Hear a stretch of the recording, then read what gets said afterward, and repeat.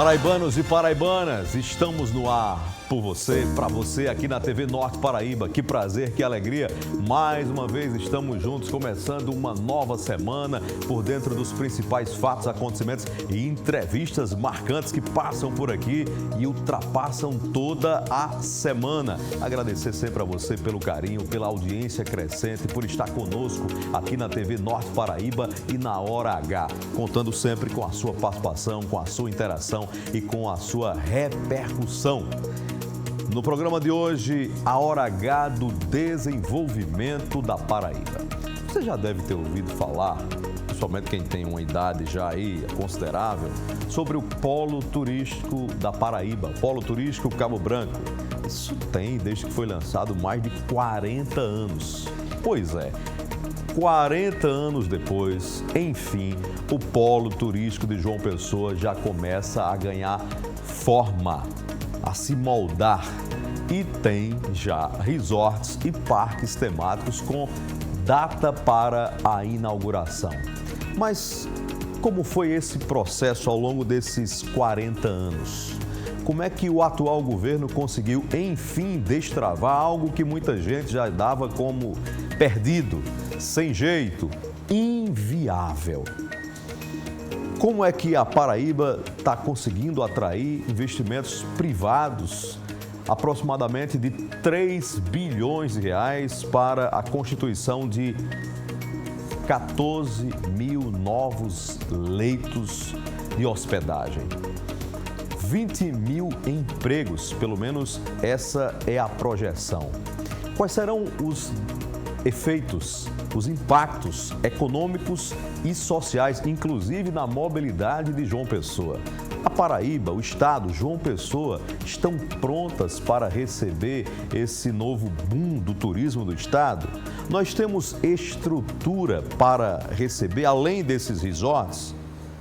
Nossa estrutura viária, aeroporto, comporta essa nova demanda que já bate à nossa porta? E depois desse dever de casa do Polo Turístico Cabo Branco, quais são os desafios da infraestrutura do turismo e da economia da Paraíba que ainda necessitam ser vencidos? No programa de hoje, na Hora H, eu vou conversar com Rômulo Polari Filho, presidente da Companhia do Desenvolvimento da Paraíba, a Sinep. Nós vamos falar sobre esses e outros assuntos que envolvem economia, emprego, renda e também o futuro, o planejamento do futuro da Paraíba. Onde a Paraíba quer chegar a partir dos alicerces que estão sendo implantados hoje. Para onde vamos na próxima década, por exemplo? O programa de hoje vai contar com a sua participação e também com perguntas de colegas jornalistas da imprensa paraibana. Eu quero contar com você, quero contar com a sua interação para o programa ficar ainda mais dinâmico, com você e com a Paraíba ligada com a gente em João Pessoa, aqui no Canal 10, na capital do estado, Campina Grande, Canal 7, e você também interagindo nos nossos canais de comunicação. Tá só começando, eu sou Heron Cid, estou aqui na TV Norte Paraíba e a partir de agora nós estamos juntos na Hora H. Vamos que vamos!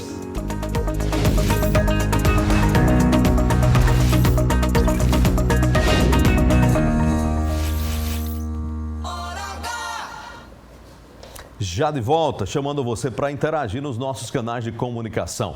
Lembrando que você pode acompanhar a Hora H, além do Canal 10 em João Pessoa, Canal Aberto, Canal 7 em Campina Grande. Alô, alô, Campina Grande. Você também pode acompanhar o programa na plataforma do YouTube.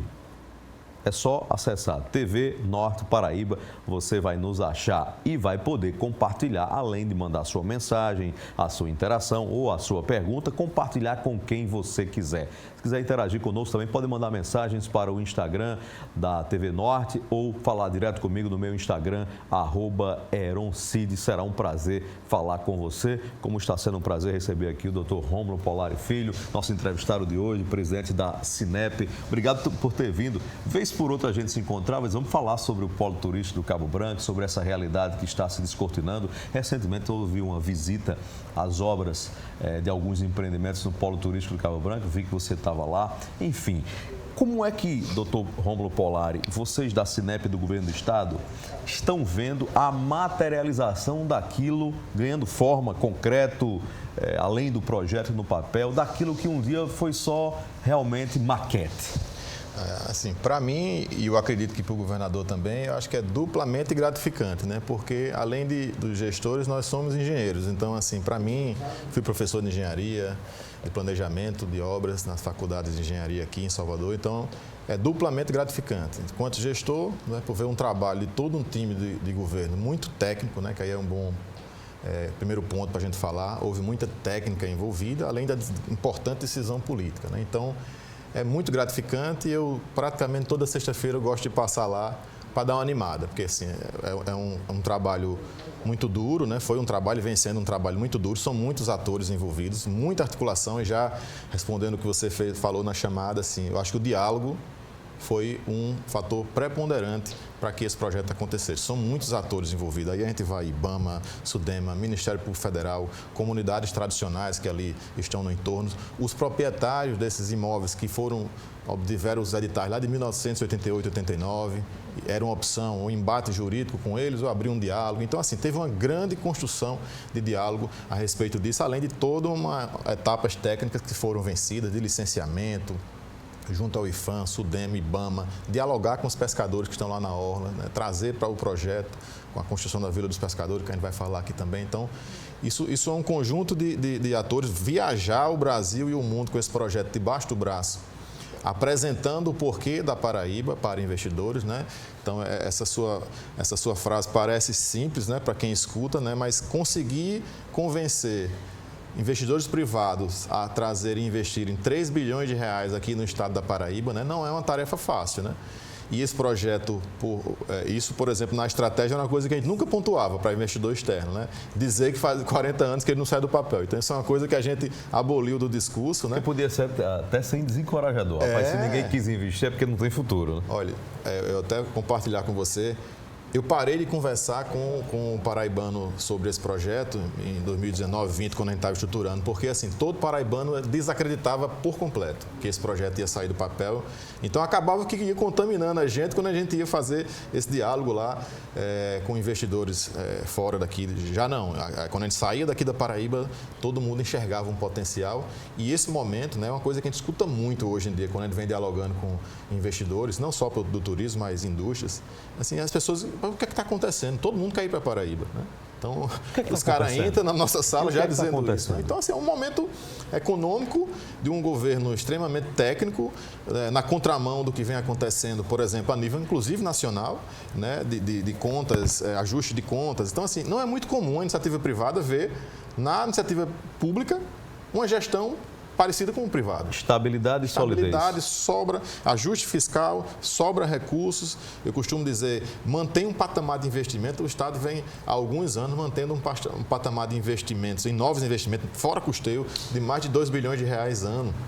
Então, isso é muita coisa, isso é a ponto do futuro, isso é o arco metropolitano. Desde que eu estou no governo, desde 2019, eu não vi o governador João Azevedo negar um único projeto cuja a justificativa fosse a ausência de recursos. Então, isso parece ser uma frase simples, mas não é. Né? O que está Pode em jogo... ter sido vetado por outras questões, por inviabilidade, mas não por falta falta de consistência técnica e justificativa do porquê daquele projeto, não há... Todos foram aprovados. Então, assim, a Cinep, eu costumo dizer que todos os nossos projetos que foram propostos foram aprovados. Né? Então, para o polo turístico, por exemplo, houve um grande volume de investimentos ali em infraestrutura. Esse é um desafio quando você leva um projeto turístico desse para uma região que é dentro da capital. Isso é um grande diferencial desse complexo para outros do Brasil, né? Geralmente, Sauípe é distante de Salvador, Porto de Galinhas é distante de Recife, né? Então, por que isso de certa forma... É um diferencial? É um diferencial. Você está num resort daquele, se você sair do resort, você está numa cidade de pequeno porte. Então, isso tem deficiência de serviço de saúde, então a rede hospitalar fica... É um dilema interessante. Você traz um turista de mau poder aquisitivo, que se ele passar mal, ele tem que ir para um PSF de uma cidade de 20, 40 mil habitantes. Então, tem uma série de propósitos. Fora que tem... Saiu ali daquele polo turístico, você vai ter uma uma cidade inteira para explorar, para desbravar, né? Nós temos com opções gastronômicas e de turismo. Exatamente. Então, assim, a nossa gastronomia se qualificou muito, né? Esse é um parâmetro para você ter ideia. A gente saiu de um faturamento do setor de bares e restaurantes de 1,4 bi em 2019, antes da pandemia, e em 2024 fechou com 3,1 bilhões. Então, assim, a gente mais do que dobrou, né? Isso que a gente está vendo, todo mundo está vendo, né? Bar e restaurante aqui e lotado o tempo todo, e subiu esse sarrafo da qualidade desses projetos. Então, o turista sai desse complexo, ele está numa grande cidade que tem toda a infraestrutura de outros produtos turísticos para apresentar ao turista, mas também de serviços básicos, né? Eu visitei Olímpia, lá em São Paulo, que é uma cidade com 55 mil habitantes, que tem 35 mil leitos. João Pessoa tem 14 mil hoje. João Pessoa inteira, a grande João Pessoa inteira, tem 14 mil leitos. Essa cidade tem 35 mil com 55 mil habitantes. Então, assim, é metade de Patos, com 3 vezes a quantidade de leitos quase que João Pessoa tem. E recebeu 4,8 milhões de turistas o ano passado, né? Então, isso é um case de sucesso. E isso, para mim, foi muito interessante e foi desmistificando tudo que eu escutava aqui de negativo, que você já pontuou algumas aí, aeroporto. Por exemplo, essa cidade não tem aeroporto. Essa cidade está a 450 quilômetros da capital de São Paulo. Para você ir para lá, você tem que pegar um voo de São Paulo, de Guarulhos ou Congonhas, para São José do Rio Preto, de lá pegar um carro 1 hora para chegar lá. Então, uma cidade pequena, 50 mil habitantes, não tem rede hospitalar, não tem infraestrutura de abastecimento, não tem aeroporto. Então, assim, foi uma série de apontamentos que eu levantei lá nessa cidade que me encorajaram, né? E todo esse feedback trazido aqui para o time de governo, e que é possível sim, pelo contrário, não faz sentido, né, João Pessoa só ter 1,5 milhões de turistas, com quase 1 milhão de habitantes, né? Então, Gramado, que é outro case muito conhecido, uma cidade de 40 mil habitantes que recebeu 8 milhões de pessoas. Eu acredito que todo mundo que está nos escutando já foi a Gramado. Mas eu estou falando de 40 mil... a população de 40 mil, que recebeu 8 milhões. Eu estou falando de João Pessoa com 1 milhão para receber 1 milhão a mais ou 2 milhões a mais. Então, assim, a gente ficou para trás. E isso é o que eu gosto de pontuar. A gente ficou para trás na oferta de leitos. Então, a gente tem 14 mil. Aí, no polo, a gente está construindo mais 14 mil. Planejado. Dobra. Dobra. Só que dobra o quê? Hoje a gente tem um hotel executivo. Vamos pensar naqueles hotéis da Orla. Sim. Ali é um padrão, chama de oferta de hotel de leito executivo.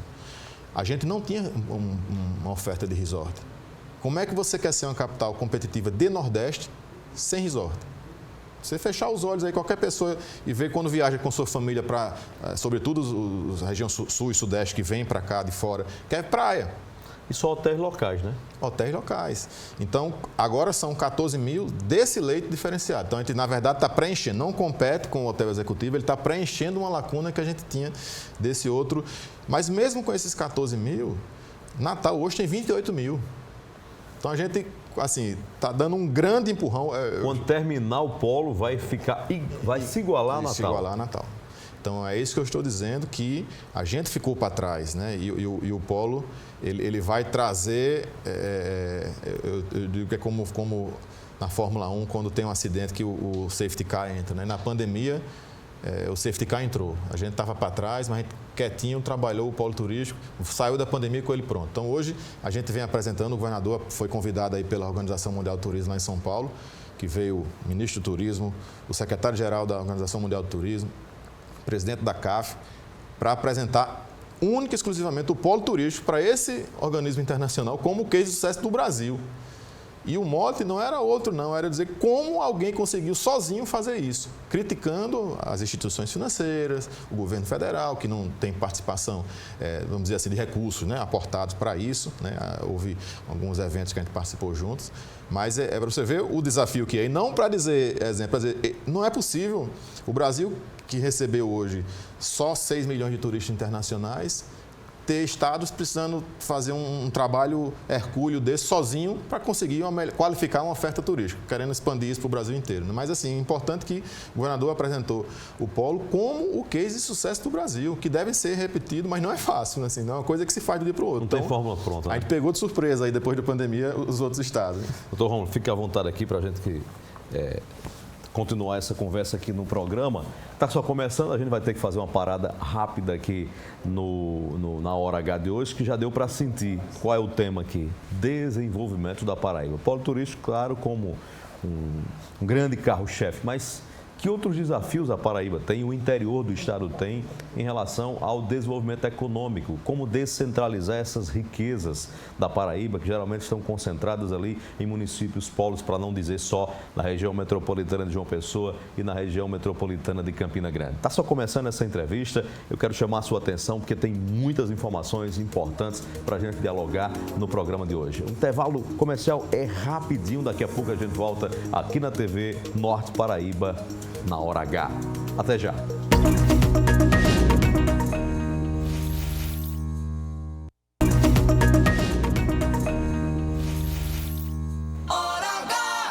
Paraibanos e paraibanas, estamos de volta aqui na TV Norte Paraíba, na hora H. Hoje a gente está conversando aqui com o presidente da Companhia do Desenvolvimento da Paraíba, Cinep, Rômulo Polari Filho. Estamos falando sobre o polo turístico do Cabo Branco, que enfim saiu do papel, começa a ganhar forma, já tem inclusive resorts e parques temáticos com data para inauguração, mas vamos falar também sobre outras vertentes do desenvolvimento e da economia da Paraíba. Eu vou voltar ao começo, como diria Chacrinha.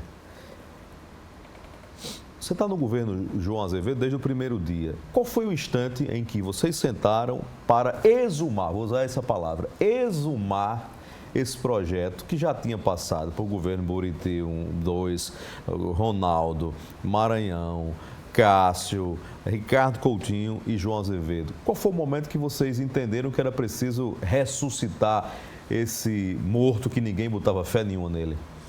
Eu acho que no primeiro dia do governo. Então, o governador, assim, e aí é um diferencial, né? Por ele ser técnico e já ter passado por praticamente todas essas secretarias, tanto a nível de município como governo, então ele meio que já compreende os passos a passos técnicos que precisa e o tempo que isso leva. Então, assim, desde o primeiro dia, ele já, nas primeiras reuniões, já nos convidou e apresentou isso como sendo um projeto de governo, né?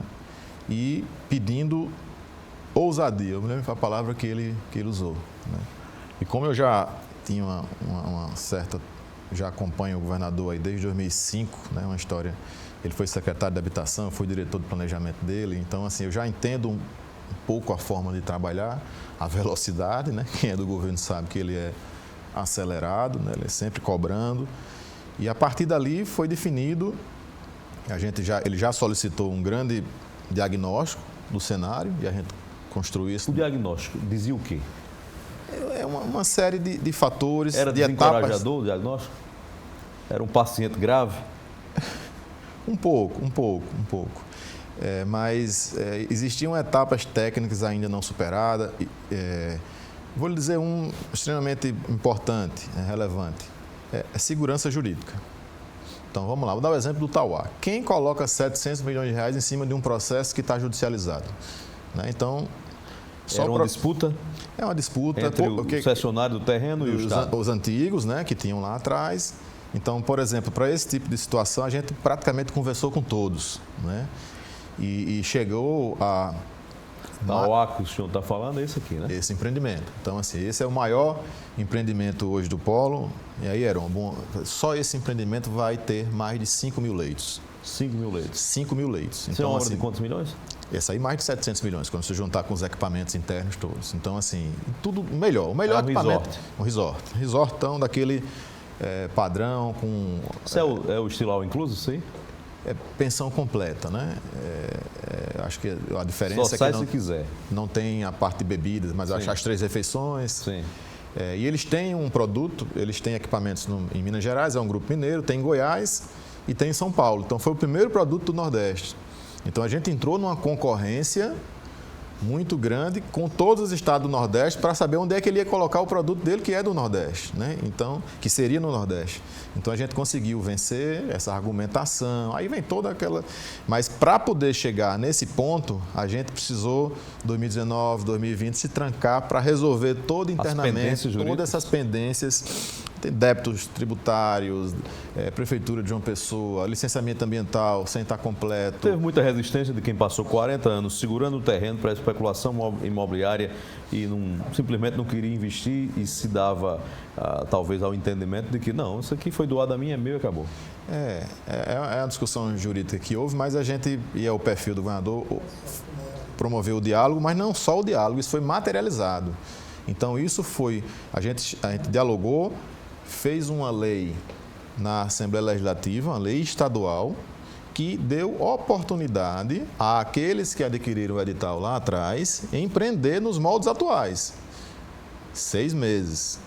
Fim dos 6 meses, renovamos por mais 6 meses. E aí entrou o Aldeno Holanda, submeteu o projeto, o Mardisa, que é um grupo daqui, também submeteu o projeto. Então, alguns empreendedores daqui apresentaram o projeto. E a gente está em fase de licenciamento já para começar esses daí que a gente está falando. Então, isso você vai tirando essas arestas desses que ainda tinham vontade de fazer. Outros que não quiseram, perderam? Aí foi esgotando, e hoje remanesce, eu acho que algum 2 ali que a gente está fechando esse processo. Porque o Polo hoje está com 90%. São 9 contratos hoje? Hoje são 9 ou 10 contratos. A gente for falando aqui, a gente vai lembrando. Mas, por exemplo, o Tauá, a gente fala que é 1, mas na verdade eles são 4 lotes. Então, o Tauá sozinho, ele está empreendendo em 4 lotes dos editais anteriores. Qual foi a parte mais difícil? Desembaraço jurídico ou convencimento para o investidor de fora de que tinha retorno investir num projeto que estava cheio de aranha? Pronto. Como a gente comentou aqui no começo, essa conversa que a gente acabou de ter nunca houve com os investidores, né? Então, a gente resolveu, está resolvido, não precisa... Ou seja, os primeiros editais que a gente... submeteu, abriu para chamamento, a gente só ofertou os lotes que estavam resolvidos. Isso foi uma estratégia. Os desembaraçados. Os desembaraçados. E esses outros a gente foi dialogando, nessa outra frente, sabendo quem realmente queria empreender. E isso por si só já foi uma estratégia muito interessante porque, eu costumo dizer, tudo que caminha para o debate na justiça, você tem data para quando começa, mas não tem data para quando termina. E no ambiente de investimento, isso não funciona. É isso que eu estou dizendo. O Tauá não vai investir 700 milhões, o Oxa não vai investir 200 milhões, num processo que ele não está vendo uma estrutura limpa, em nome do governo do Estado, sem débito, com licença ambiental e autorizar com a anuência do IFAM. Então, assim, tem que estar nesse cenário aqui. Então, chegar nisso leva muito tempo. Então, o processo de licenciamento não é um processo lento, é um processo com muitos atores. Então, houve muito diálogo. Eu, praticamente, toda semana, estou no Ministério Público Federal, aqui com o doutor Renan, doutor João Rafael, doutor Godoy, que tem pescadores ali. Então, assim, foi uma construção, foi gerado um TAC. Houve uma ação judicial, 2º grau na Justiça Federal, isso foi levado ao 2º grau na Justiça Federal, TRF, 5ª Região em Pernambuco, a gente fazendo esse diálogo lá, vencemos questionamento sobre o licenciamento ambiental que foi feito. Após isso, o Ministério Público poderia recorrer ao 3º grau. Né? O que é que a gente fez?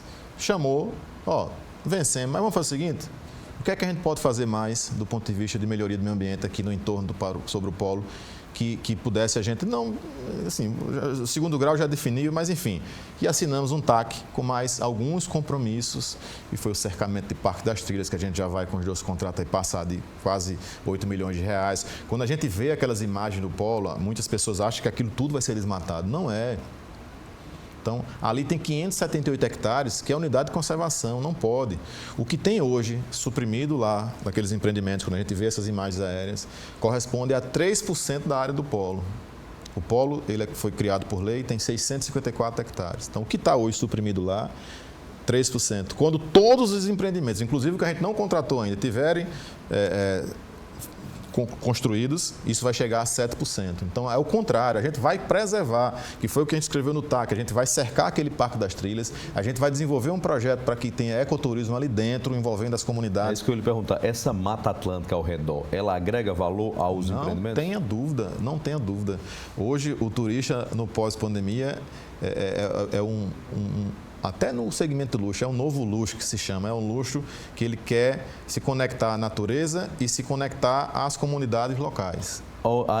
A instalação, o fato de já ter lá um centro de convenções organizado, consolidado, construído pelo governo passado, inclusive, do então governador Ricardo Coutinho, influenciou também positivamente para o sujeito, o empreendedor que veio para cá, colocar um polo de frente a um centro de convenções que vai trazer também público? Muita gente... Ou são públicos diferentes? Não. Muita gente esquece isso. O centro de convenções é um equipamento do polo, né? Que o polo, ele foi muito planejado nesse sentido. Em frente, né? É em frente. Então, ali a gente junta o turista de negócio, e é importante, o turista de negócio, ele deixa algo em torno de R$800 por dia na cidade. O turista... As imagens que você falou aqui estão passando aqui com a Mata Atlântica e com esse é o Tauá Resort, então, mais um empreendimento. Então, o turista hoje, esse é um dado importante, ele deixa na Paraíba diariamente um ticket que a gente chama o gasto médio turista da ordem de R$160 por dia.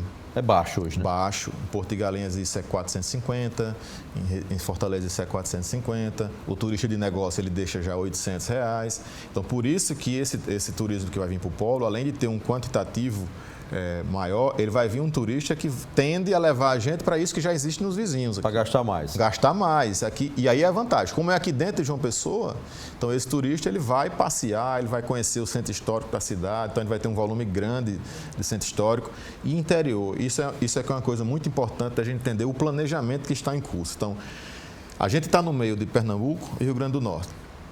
Eu costumo dizer, até nas reuniões com as companhias aéreas, faz muito mais sentido as pessoas pousarem aqui e irem visitar esses dois e voltar depois, que isso, para mim, essa é a minha opinião pessoal. Isso é a coisa natural que vai acontecer, porque esse complexo, com esse mix de equipamentos juntos, não tem.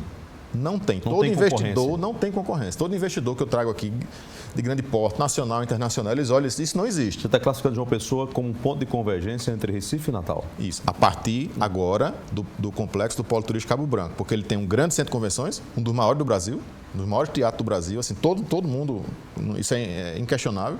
A gente vai ter um grande parque aquático, vamos pensar Beach Park. Então, se você quer ir com sua família hoje para o Beach Park, uma experiência de parque aquático, e depois para um parque seco, você tem que sair de lá e ir para Beto Carreiro. Então, isso é um deslocamento que não se faz. Ali a gente vai ter um Beto Carreiro, o Parque Seco, um parque aquático, um centro de convenções, um parque dos dinossauros, né, que tem a ver lá com Souza, além de todos esses resorts e além da urbanização do Boulevard dos Ipês. Então, o turista ele vai ter todas essas experiências num lugar só que ele pode fazer a pé. Esse mix foi planejado para ser assim ou naturalmente foi se encaixando? Foi planejado. Duas coisas. Primeiro, que turista. Né? Nada contra, mas assim, o Estado poderia ter, nesse planejamento, entendido de transformar aquilo na nova Pipa. Sim. Mas preferiu trazer parque aquático, parque de dinossauros, um parque de montanha-russa. Porque aí foi o que a gente viu lá em Olímpia, em São Paulo, que eu fui visitar. São 2 parques aquáticos lá que tem. E os 2 parques aquáticos receberam 3,5 milhões ano passado de pessoas. Mas 100% turismo familiar. Então, assim, com esse mix, é importante, esse planejamento, a gente já definiu qual é o turista que vai vir. O perfil do turista que vai vir. Pois é, você falou no perfil do turista e falou aí, nós estamos falando sobre os bônus do polo turístico quando ele estiver funcionando. Aliás, bem rapidinho que eu anunciei isso na entrevista aqui, só para marcar a posição aqui. Quando o primeiro resort e o parque temático está programado para começar a funcionar? O parque aquático, a previsão é que para até final de janeiro de 26. Nas férias no próximo 2026. Verão agora, de 26. Né? Como é o nome do parque? É o Aquaí Park. O Aquaí Park. Aquaí Park, em janeiro de 26. O primeiro resort, que é o Tauá, sim, já eu acho que de abril a julho. Primeiro semestre. Final do primeiro semestre de 26. Então, no primeiro semestre, 2 equipamentos já... 2 equipamentos. O maior de todos. O maior resort. E o parque aquático. E o Boulevard também. A avenida. A Avenida Boulevard, né, que é redundante, mas já está... Essas imagens são do já está pronto. Park. Esse é o da Aquaí Park, né? Assim, dá para ter uma noção de como é que vai ser, né? Exatamente. Então, e toda hora tem atualizações. Então, isso já fica pronto aí. O Ocean Palace, final de 26... Aí o Amado provavelmente também final de 26.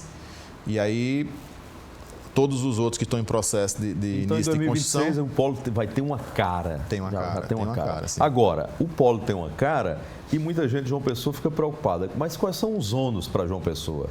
o que é que vem de ruim também e que a gente precisa se preparar para minimizar eventuais efeitos? Essa é a pergunta do meu querido amigo, colega jornalista Gutenberg Cardoso, ele que é do Polêmica Paraíba, portal bastante conhecido na internet. Vamos trazer essa pergunta de Gutenberg Cardoso agora na tela. Gutenberg, é com você. Boa noite, Heron. Boa noite, secretário Rômulo Polari. A minha pergunta é sobre mobilidade urbana e eu fico me projetando daqui a 3, 4, 5 anos, quando todos os equipamentos do Polo Cabo Branco estiverem funcionando. Como é que a gente vai chegar lá? A subida para o Cabo Branco, uma é quase que interditada, aquela ali em frente ao Gulliver. A outra subida para o altiplano é um tormento na maior parte do tempo com engarrafamento. O Estado está pensando em uma nova via para se chegar ao maior centro turístico, talvez, do Nordeste? Obrigado, Gutenberg Cardoso, pela pergunta aqui. Como é que vai ser esse sobrevoo, doutor Rômulo Polari? Talvez o maior não, viu, Gutenberg? O maior projeto hoje em construção no Brasil, né? Tudo num canto só, esse é realmente o maior. Assim, na verdade, a gente pensa que o acesso principal, vamos pensar para os turistas que vão chegar, né? Ele se dará pela... BR-230. Pela 230, vem de aeroporto, ou de Recife, ou de Natal, pela 101 e entra ali na Hilton Souto Maior, né? Tanto que a prefeitura já vem fazendo uma urbanização, está tudo caminhando nessa direção. Um viaduto ali no Cristo. Aí vamos pensar individualmente nessas outras obras de mobilidade que o Estado vem fazendo, né? Então, esse que conecta também a universidade, o bairro de Altiplano é uma outra opção, mas assim, a principal seria esse caminho ali. Mas é importante definir, né, que João Pessoa, a grande João Pessoa, vai passar pela primeira grande intervenção de macromobilidade, que são aquelas intervenções lá do BRT, dos corredores exclusivos, como Curitiba já teve. Então, agora a gente vai dar o primeiro passo, né, que são 6 ou 7 corredores exclusivos de ônibus, aí um vindo da Penha, pela Hilton Souto Maior, Cruz das Armas, 2 de Fevereiro, Bessa, Epitácio Pessoa, Tancredo Neves. Então, são corredores onde, por exemplo, vou dar para quem é da Zona Sul, esse corredor sul, né, podemos dizer assim, ele termina naquele terreno perto do Centro de Comando e Controle, onde costumava se instalar os circos ali. Então, ali vai ter um grande terminal de rodoviário, de BRT, e todas as linhas de ônibus da Zona Sul, elas terminam ali. Então, toda essa frota de ônibus não sobe mais para os outros terminais. A partir dali vai num corredor exclusivo, mais rápido, mais ágil, mais confortável, todo esse fluxo de pessoas para os demais terminais, e aí vem um do Bessa, Epitácio Pessoa, todos esses corredores que eu falei. E isso vai tirar um volume de ônibus importante das vias, mas também vai tirar um grande fluxo de trabalhadores na cidade como um todo, que deixaram de usar o sistema de ônibus, preferem investir um pouco mais... Um carrinho numa moto ou num Uber, né? Mas que se tiver uma coisa mais rápida, confortável e ágil, ele deixa disso. Então, isso é um outro papel, um projeto importante e que se está com licitações para ocorrer nos próximos meses e importantes, são mais de 400 milhões de reais, né? E conceitualmente, o polo turístico Cabo Branco, é possível dizer que ele funcionando vai mudar a face, a cara e o perfil do turismo em João Pessoa e na Paraíba? Ele tem esse potencial para mudar, para virar uma página, uma chave? Tem, e eu costumo dizer, a história, podem guardar, essa é uma opinião minha, a história econômica da Paraíba vai se dar antes e depois, né? Até puxando um pouco antes do polo e depois do polo. É um divisor de águas. Porque não tem, os números são muito grandes, né? Por isso que eu vou perguntar sobre o número, que alguém me provoca aqui, diz que o senhor falou aqui sobre um ticket médio de R$140 do turista de João Pessoa hoje. Quando isso estiver funcionando no pleno vapor, a projeção é que esse ticket sobe para quanto? Assim, pelo menos igualar o que tem nos vizinhos, Porto e Galinhas. Então, 800 assim, lá? 400 e 800 o negócio. Certo. Né? Turismo de negócio, que o nosso centro de conversão já funciona muito bem, né? Então, isso triplica. Então, a gente, veja só a injeção na economia. A gente dobra o fluxo de turistas e triplica o valor médio que ele gasta aqui. Então, do ponto de vista econômico, isso tem um impacto muito grande, da ordem aí de 400, 500 milhões ano de empreendimento. Uma outra variável importante, ISS. Então, aqueles empreendimentos ali, eu estimo que eles vão gerar para a Prefeitura de João Pessoa algo em torno de R$100 milhões ano. Já com incentivo. Quando eles estiverem funcionando, mesmo com incentivo, 100 milhões, 100 vai milhões deixar todos para os cofres municipais. Isso aí é o que a prefeitura gasta com a educação básica. Então, é muita coisa. Por exemplo, o Estado, ele bateu todos os recordes de promoção turística, né, que no Brasil, fora do Brasil, e isso chegou a algo em torno de 7 milhões ano. É isso que eu estou dizendo. Esse investimento que bateu o recorde com promoção do turismo da Paraíba, para gerar isso que a gente está vendo agora, foi 7 milhões. Eu estou falando que vai entrar uma receita nova da ordem de 100 milhões. 100 milhões eu estou dizendo que a cada 2 anos faz um arco metropolitano novo e a cada 4 anos uma ponte do futuro nova. Aí o que é que a prefeitura vai investir em mobilidade em João Pessoa com os recursos que vem dali? Então, assim, dá para fazer muita coisa. É isso aí. Dinheiro vai ter, né? Dinheiro vai ter. A sociedade precisa estar atenta a isso, participar dos debates aí das eleições para prefeito e ver como isso vai ser utilizado, né? É muito recurso que tem. E o planejamento para o interior. Então, vamos olhar as ações do Estado. Segura isso aí que vai ser um tema de uma pergunta aqui, só que antes tem uma pergunta que tem a ver com o que nós estamos falando aqui, que ela vem de Paulo Neto, colega jornalista aqui do Grupo Norte de Comunicação, apresentador do Alô Paraíba da TV Norte. Ele pergunta sobre essa Paraíba que nós estamos vendo agora e a Paraíba daqui a 10 anos, quando esse polo e essas outras ações estiverem em pleno funcionamento. Vamos falar com o Paulo Neto agora. Paulo Neto, sua pergunta é com você. Oi, Heron, boa noite a você, boa noite aos telespectadores do Hora H, meus cumprimentos ao presidente Rômulo Polari Filho. Presidente, na sua avaliação, ou melhor, como o senhor enxerga o nosso estado em termos de desenvolvimento econômico daqui a 5, 10 anos?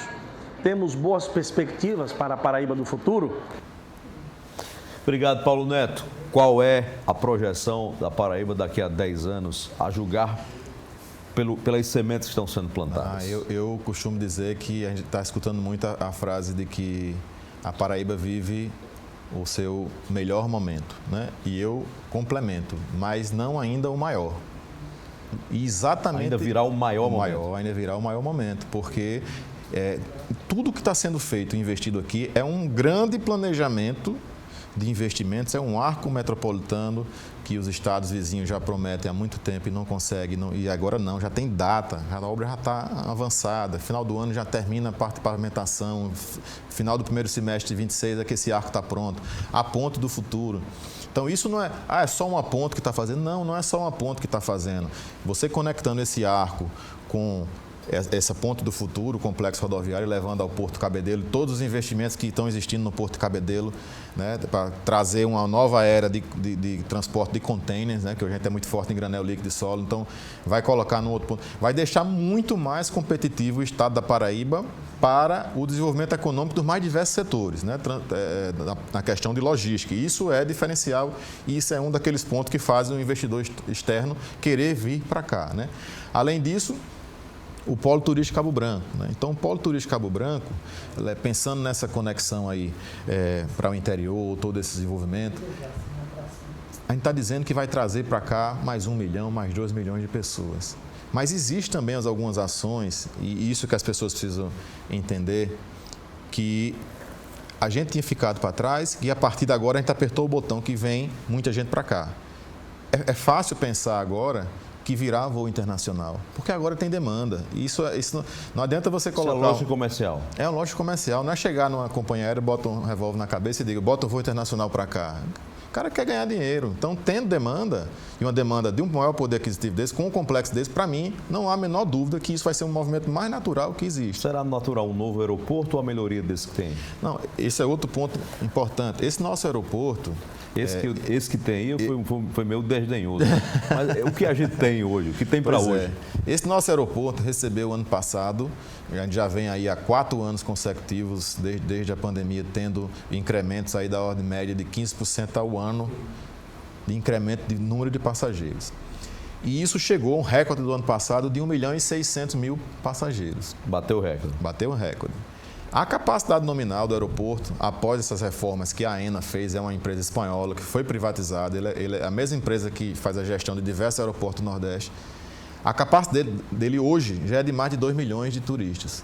O contrato de concessão dele já o obriga, em algumas etapas, a levar esse aeroporto a 6 milhões de passageiros ano. Então, assim, a gente está seguro dentro do e contrato. Por uma obrigação contratual. E eu digo, a obrigação que ele terá o maior prazer em acelerar. Porque ele vai ganhar dinheiro com isso. Vai ganhar dinheiro com isso. Então, e não necessariamente, muita gente pensa que é para ele construir outra pista. Não. A gente tem ainda vaga ociosa no pátio, a gente tem uma concentração de voos em alguns momentos do dia, tem outro restante do dia inteiro para fazer.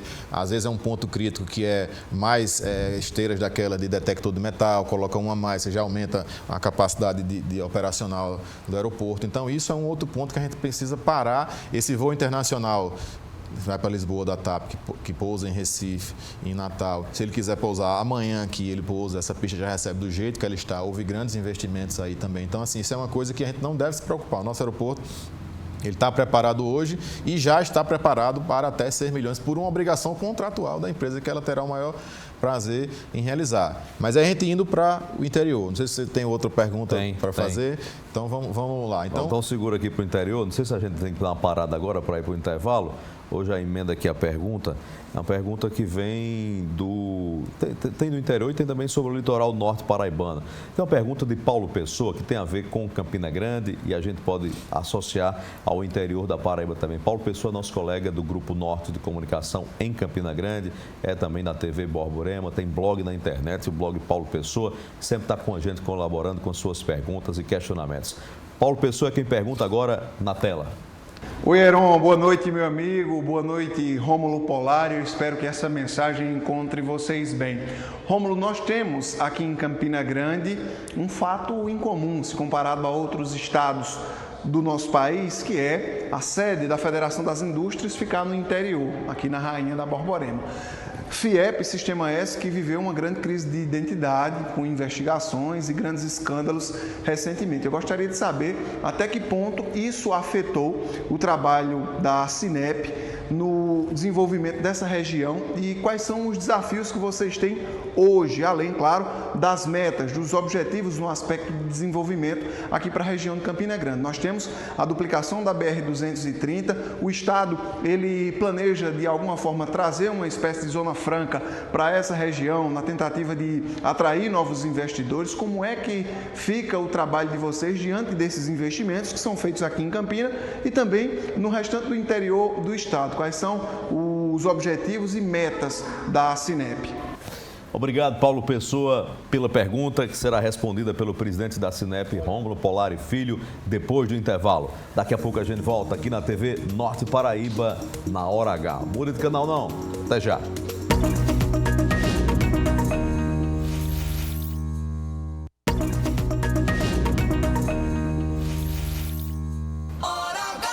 Paraibanos e paraibanas, obrigado a você que volta com a gente aqui na TV Norte Paraíba, na Hora H. Hoje a conversa é sobre desenvolvimento, polo turístico do Cabo Branco e outros desafios que a Paraíba ainda tem a vencer na economia e no turismo. A conversa é com o presidente da Companhia de Desenvolvimento da Paraíba, Rômulo Polari Filho, que está aqui conosco. Mas no intervalo, doutor Rômulo, a pergunta feita foi de Paulo Pessoa, de Campina Grande. Ele perguntou sobre os problemas que aconteceram na FIEP, se de alguma forma afetaram a relação com os projetos de desenvolvimento do governo ali em Campina Grande. E eu aproveito para estender essa pergunta sobre o desenvolvimento do interior da Paraíba. Esse desenvolvimento que a gente fala aqui na região metropolitana de João Pessoa está batendo a porta. De que forma o interior da Paraíba, Cariri, Sertão, Seridó, Curimataú, pode se beneficiar? Então, respondendo o colega de Campina, eu não sei se chega a atrapalhar, mas é muito importante que os demais atores que atuam no desenvolvimento econômico do Estado sejam extremamente atuantes, né? Então, isso aí, somar esforços, os municípios são muito carentes de planejamento técnico, né? Então essas entidades, como exemplo a Federação das Indústrias, elas podem ajudar muito, né? Isso é uma coisa que eu aprendi com esse tempo aqui é possível ajudar com o que às vezes não é nem recurso, é realmente a qualificação técnica para desenvolver um projeto de planejamento. Então, você somar esforços para entregar a esses municípios um planejamento regional, de algumas regiões, assim, faz muita diferença, né? A gente vê muitos prefeitos batendo a porta lá, dizer, pelo amor de Deus, leva uma indústria para lá, tal. porque é uma demanda muito interessante e é importante destacar que nesses últimos, desde 2019, nos top 20 municípios que mais desenvolveram aqui no estado da Paraíba, dentre os 20, são todos municípios do interior, né? Isso aí já mostra uma certa interiorização desse desenvolvimento. Mas Campina Grande, eu acho que o estado, ele enfim, precisou fazer uma ação de preparar essa infraestrutura para o desenvolvimento, né? O que a gente está vendo que está acontecendo em Campina Grande. Então, ele fez um arco ali metropolitano. Eu acho que quem mora em Campina Grande já está vendo o impacto que é aquele centro de convenções em Campina Grande. Então, assim, você está deslocando, que era aquela grande concentração econômica no São João, e depois dava estabilizado. Então, agora você já está vendo eventos, final de semana ocorrendo, em Medilândia, aconteceu lá. O centro de convenções vai perenizar o fluxo turístico e econômico? Essa é a estratégia, né? Você tem que ter atividades de negócio, e a gente já viu que o turismo de negócio deixa mais, muito mais do que o outro, né? Então, isso é importante. Então, isso você vai fazendo um planejamento de eventos ao longo do ano, que aí movimenta. Por exemplo, o setor calçadista de Campina tinha um grande evento de calçadista que acabou. Então, agora ele tem um espaço para você trazer esses eventos de abrangência nacional. Vai ter agora, acho que é o Salão Móvel lá, que a gente fez aqui em João Pessoa 2 anos consecutivos. Vamos levar para Campina Grande agora. Isso recebe empresas do setor moveleiro de todo o Brasil. Vai acontecer em Campina agora, acho que é o próximo mês. Então, isso movimenta a economia, movimenta aquele setor econômico local. O governador anunciou recentemente, a gente tem alguns distritos industriais lá em Campina Grande que tinham uma estrutura muito ruim que dificulta a atração. Então, ele anunciou, assim, que é do jeito dele, né, governador, uma ação tão importante, mas passou tão meio que desapercebida, mas 40 milhões de reais na melhoria da infraestrutura dos distritos industriais de Campina Grande. Então, assim, todos, de uma vez só, 40 milhões. Isso é muita coisa. Muitos dos distritos ainda tem estradas de terra, sem drenagem. Então, você levar a indústria para lá, então, dificulta. E, a partir disso, você prepara a infraestrutura. Já houve a licitação no DR, né? Já foi publicado edital, deve estar acontecendo nesses dias. Então, é muita coisa, né? Esse parque temático dos dinossauros em João Pessoa vai ter alguma perspectiva de conexão com o Parque Real dos Dinossauros em Souza? Com o Sertão. O seu gancho, eu já vou entrar nesse planejamento de interiorização. Então, imagina, a gente tem aqui... Porque até a gente recebeu muitas mensagens, por que não levou esse Parque de Dinossauro para Souza direto, né? Então, um Parque de Dinossauro, esses equipamentos, né, que são centenas de 200, 100, 200, 300 milhões de reais, para ele se viabilizar, ele tem que ter um fluxo de pessoas muito grande. Então, esse Parque Dinossauro, ele existe já no Rio de Janeiro, no interior do Rio de Janeiro, na cidade de Miguel Pereira. Ele recebeu, ano passado, 500 mil pessoas lá. Então, no Rio de Janeiro, na cidade, no entorno do Rio de Janeiro, um turismo ali importante. Então, assim, um parque aquático precisa de receber 1 milhão de pessoas por ano, 800 mil pessoas. O Beach Park recebe 1 milhão de pessoas ano. Então, tem que ter um fluxo. Então, não é só dizer, ele vá para ali, né? Então, a partir daqui, e ele só enxergou isso porque todo mundo está enxergando o complexo do polo turístico como um todo, tá vendo? Não existe igual, então todo mundo querendo vir. Aqui é a isca. Então, o polo turístico para Paraíba vai ser a isca de turistas. Por exemplo, esse Parque Dinossauros vai contar a história de pegadas de dinossauro em Souza. Então, o turista vai dizer, quer dizer que existe pegada de dinossauro aqui?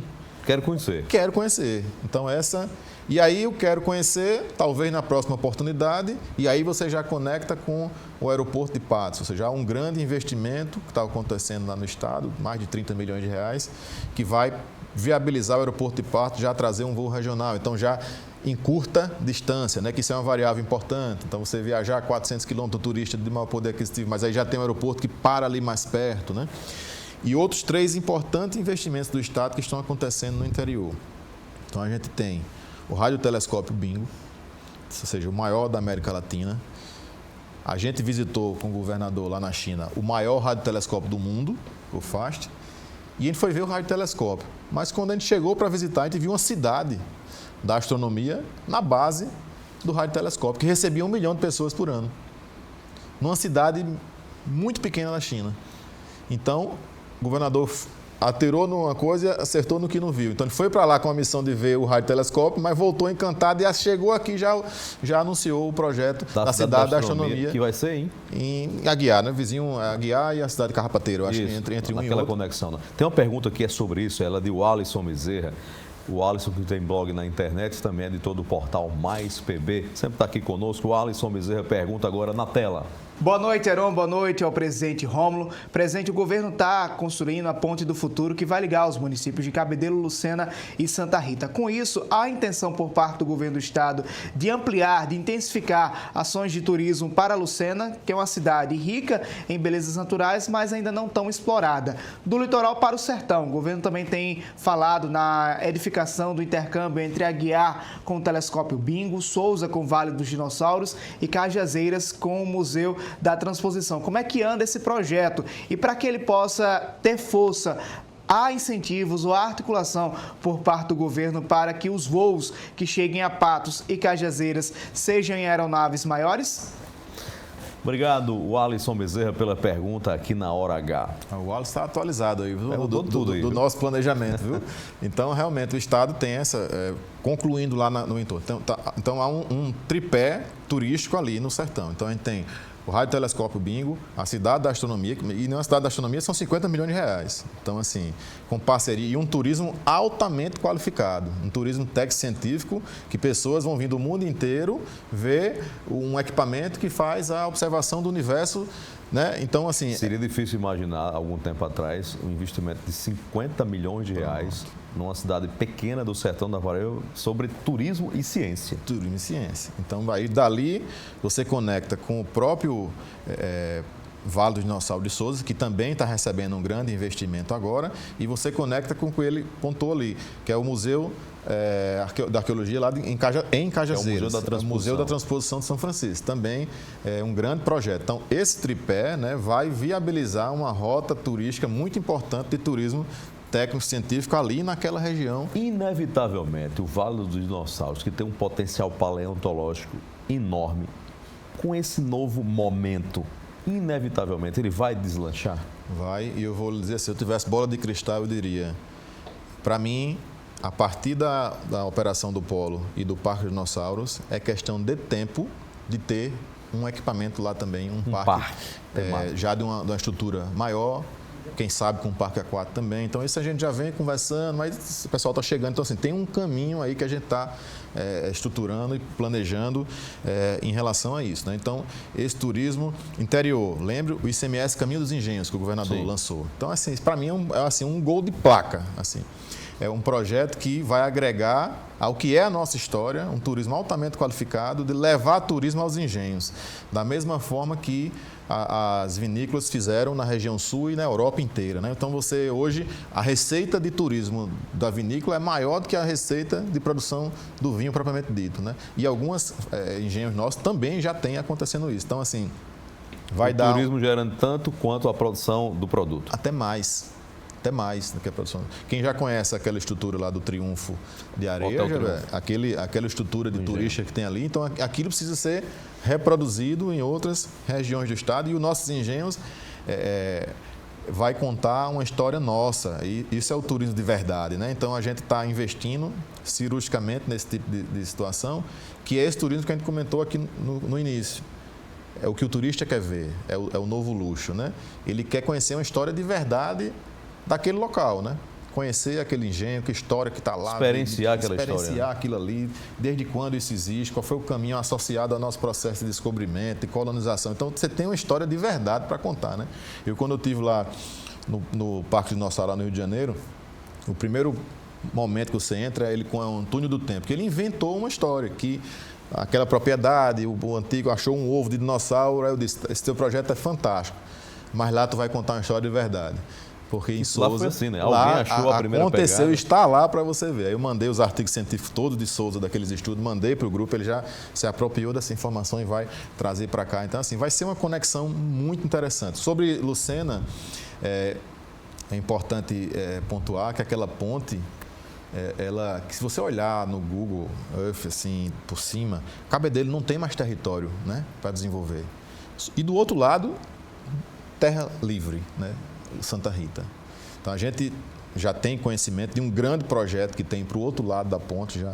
De quê? De construção de um grande bairro imobiliário com mais de 200 hectares. Então, assim, é um projeto muito grande. Então, essas ações cirúrgicas do polo, da ponte, das demais infraestruturas, Caminho dos Engenhos, radiotelescópio, Cidade da Astronomia, o investimento Vale do Dinossauro, Caminho dos Engenhos, tem muita coisa acontecendo e que está preparando essa segunda etapa.